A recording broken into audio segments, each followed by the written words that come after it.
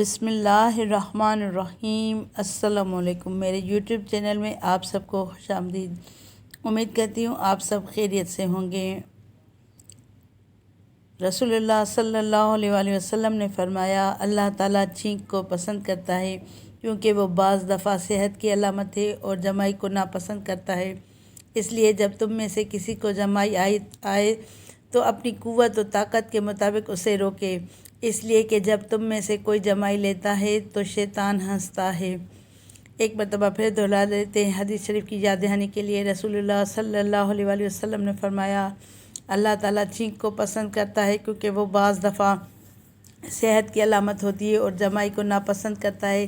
اس لیے جب تم میں سے کسی کو جمائی آئے تو وہ اپنی قوت و طاقت کے مطابق اسے روکے، اس لیے کہ جب تم میں سے کوئی جمائی لیتا ہے تو شیطان ہنستا ہے۔